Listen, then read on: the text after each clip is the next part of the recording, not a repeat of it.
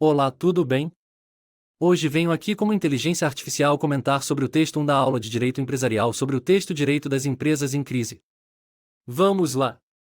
Compreendendo os tipos e soluções. A empresa, como organização dedicada à produção ou circulação de bens e serviços, enfrenta diversos desafios em sua trajetória. As crises, em particular, representam momentos de grande dificuldade que podem afetar não apenas o empresário, mas também diversos outros stakeholders, como empregados, credores, o fisco e a comunidade em geral. O que é uma crise empresarial? Uma crise empresarial é um evento que coloca em risco a viabilidade da empresa. Ela pode ser causada por diversos fatores, como fatores externos e mudanças no mercado, crises econômicas, desastres naturais, etc.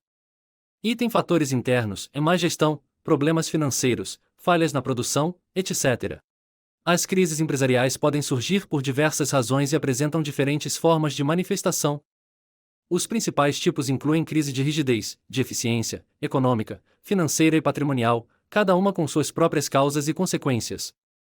A solução para essas crises varia de acordo com sua natureza e gravidade, e pode envolver adaptação às mudanças externas, melhoria da eficiência operacional, intervenção estatal e do mercado, utilização de ferramentas jurídicas para recuperação e proteção, mudanças na gestão da empresa, renegociação de dívidas, captação de recursos, recuperação judicial e, em último caso, falência. Implementar soluções eficazes requer análise cuidadosa da situação e ações decisivas por parte dos gestores e demais envolvidos. As crises econômicas, financeiras e patrimoniais demandam soluções, geralmente envolvendo negociações entre devedores e credores. Empreendedores buscam oportunidades de investimento, adquirindo ativos ou controlando empresas em dificuldades.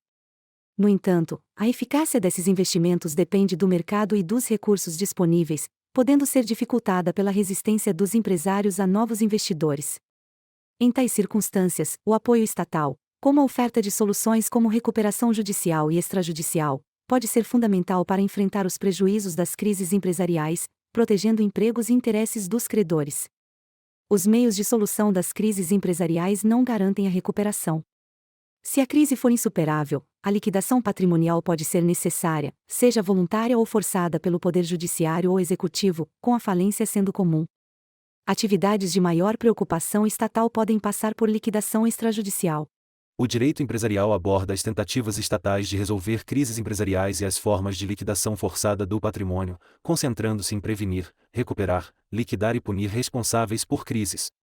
Este ramo, chamado direito da empresa em crise, prioriza a manutenção da atividade sobre os interesses dos credores, buscando prevenir crises e evitar efeitos adversos. A Lei nº 11.101/2005 regula a falência, recuperação judicial e extrajudicial, substituindo a legislação anterior e enfatizando a recuperação das empresas. Esses institutos se aplicam a atividades econômicas organizadas, como empresários individuais, EIRLs e sociedades empresárias. A definição de empresário inclui atividade profissional, organização, economicidade, direcionamento ao mercado e assunção de riscos. Este enfoque visa preservar a continuidade das atividades empresariais e evitar prejuízos maiores. O empresário é definido por características distintivas, envolvendo uma atividade voltada para uma finalidade comum. A economicidade requer a cobertura de custos sem gerar prejuízos, não necessariamente gerando lucro. A organização implica na coordenação dos fatores de produção, sem exigir habilidades técnicas específicas. A profissionalidade requer prática estável e habitual da atividade, independente da intenção do empresário.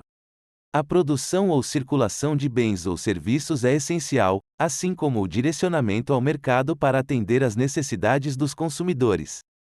Essas características são cruciais para definir e identificar o empresário e sua atividade empresarial.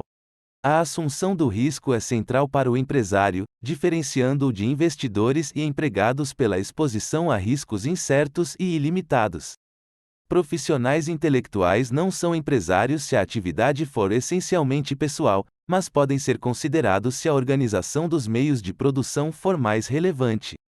A Lei nº 11.101/2005 apresenta situações especiais para determinar a condição de empresário. Sociedades por ações são classificadas como empresárias independentemente da atividade, sujeitando-se a processos como falência. Empresários rurais podem optar por se sujeitar ao regime empresarial, dependendo do registro na junta comercial, enquanto as sociedades cooperativas são classificadas como sociedades simples e não enfrentam processos de falência. Empresários irregulares, como os não registrados na junta comercial, não têm acesso à recuperação judicial ou extrajudicial, podendo enfrentar falência, inclusive autofalência. A exclusão da Lei N. Graus 11.101/2005 pode ser absoluta, afastando completamente o empresário dos procedimentos legais, ou relativa, permitindo a sujeição à falência. Empresas públicas e sociedades de economia mista são excluídas devido ao interesse público primário. A constitucionalidade dessa exclusão é debatida, com alguns defendendo a igualdade de regime com empresas privadas e outros ressaltando o interesse público. As estatais prestadoras de serviços públicos são excluídas pela natureza, enquanto as exploradoras de atividades econômicas possuem justificativas para a exclusão. As crises econômicas, financeiras e patrimoniais preocupam o mundo empresarial devido ao risco de inadimplência dos credores. O direito empresarial oferece soluções dentro do ordenamento jurídico, como a recuperação judicial, para enfrentar esses desafios e preservar a empresa, seus empregos e interesses dos credores. Tais crises afetam diretamente o mercado de crédito, reduzindo sua concessão e aumentando o risco. A recuperação extrajudicial, outra medida estatal, busca superar a crise com menor intervenção jurisdicional. Compreender o mundo empresarial é essencial para evitar deslizes que levem à ruína, garantindo a segurança e estabilidade das empresas. As sociedades de capitalização operam com contratos de pagamentos mensais, supervisionadas pela SUSEP desde sua fundação, podendo sofrer intervenções em casos graves. As operadoras de planos de saúde são monitoradas pela ANS, com autoridade para intervir em situações financeiras ou administrativas delicadas, inclusive considerando falência em circunstâncias específicas. Entidades de previdência complementar oferecem benefícios previdenciários e são reguladas pela Previc. As fechadas estão isentas de falência ou recuperação judicial, enquanto as abertas seguem regras semelhantes às instituições financeiras em casos de falência. Concessionárias de energia elétrica, excluídas da recuperação judicial durante suas concessões, ainda podem enfrentar falência, sujeitas a intervenções da ANEEL para resolver crises e melhorar os serviços. O juízo competente para questões de falência, recuperação judicial e extrajudicial é determinado pelo local do principal estabelecimento do devedor ou da filial de empresa estrangeira, de acordo com a Lei N. Graus 11.101/2005. Empresários estrangeiros seguem a regra do local da filial, enquanto empresários brasileiros têm o local do principal estabelecimento como referência. Diversas interpretações surgem quanto à definição do principal estabelecimento, com argumentos em favor do local de maior volume econômico para garantir efetividade nos processos de insolvência. As filiais de empresários estrangeiros, após procedimentos legais, operam no Brasil e são sujeitas à jurisdição brasileira em casos de insolvência, excluindo a competência de tribunais internacionais. Essa abordagem é criticada por alguns, que buscam uma maior integração do Brasil ao sistema globalizado para agilizar processos de insolvência. A natureza da competência nos processos de falência e recuperação judicial é objeto de debate jurídico. O artigo 32 da Lei nº 11.101/2005 estabelece dois critérios territoriais para fixar a competência: o principal estabelecimento e a filial do empresário estrangeiro. Após o trânsito em julgado de sentenças específicas, a competência passa a ser absoluta. O STJ considera a competência para pedidos de falência como absoluta, sendo em razão da matéria específica. Essa competência absoluta não permite prorrogação.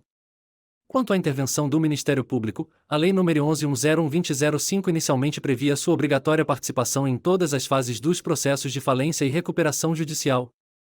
Entretanto, tal dispositivo foi vetado pelo presidente, limitando a atuação do MP às hipóteses expressas na lei.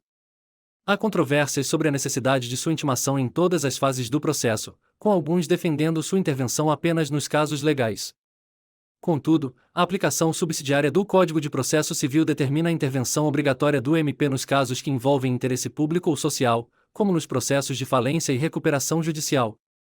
Assim, a intervenção do MP ocorre nos momentos essenciais para tutelar o interesse público, sem necessariamente envolver sua participação em todas as etapas do processo. Obrigado a todos por assistir nossa apresentação.